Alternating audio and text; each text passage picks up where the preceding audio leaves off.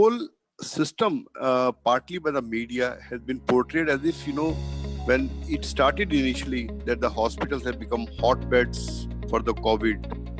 Like 1 or 2 patients coming out positive from any hospital, which was even unintentional. The media cried at the loudspeaker stage that the hospitals have become hotspots. So that has created a lot of distrust. And I'm not blaming anything. Whatever has happened has happened. We have to start fresh now. And as everybody said right in the beginning, all the statistics everywhere in the world speak that everywhere the non-COVID problems and occupancies of all the hospitals have gone down by more than 70 to 80%. It is not as if the whole mankind has suddenly improved, but the panic is so much that people are hesitant to come to the hospital. There are issues like border issues, possibly in day or two they will be solved. Haryana versus Delhi. After all, we are a nation. If the borders are sealed, JCBs have dug up the roads, which is not the right thing. The staff cannot come to the hospitals because Haryana government thinks that Delhi people will spread the infection to Haryana. But patients also can't come. Dialysis patients, diabetes patients, asthma, vaccination. With great difficulties, we achieved something for the child health. And in the last 2 to 3 months, we have simply forgotten that children's vaccinations are time-bound programs. You simply can't catch up with doses of DPT and polios which are missed. And just imagine if there is an outbreak of measles or outbreaks of mumps, what will happen to the society? Then again, malnutrition. As we see all the migrant laborers going back, they will add up to all the problems. And just imagine a patient who is malnourished, who doesn't have enough to eat, and then he becomes the COVID problems. Then problem of dialysis patients, regular deliveries.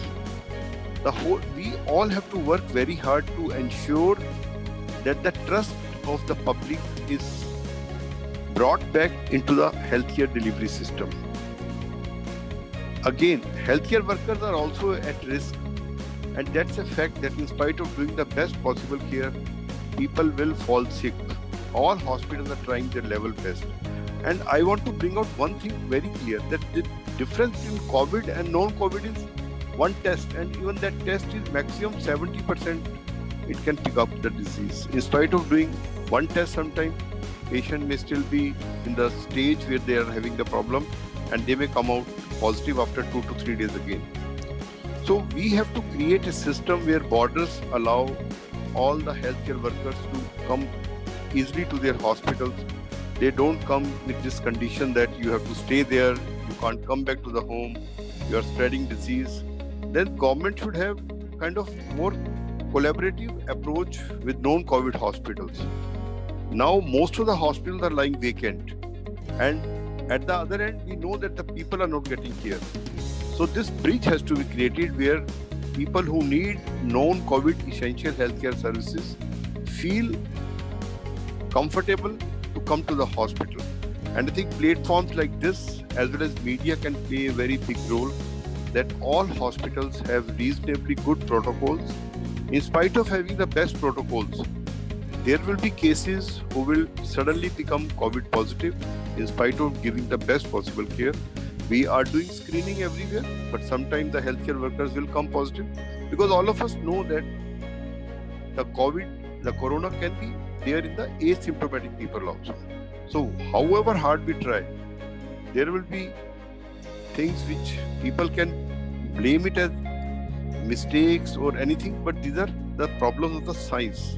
The corona itself is playing the game with everyone, and we have to accept it. So again, like platforms like this, and then publicity by the engagement with the right doctors on the media, like as already was said by Dr. Pandav and 1 or 2 more panelists.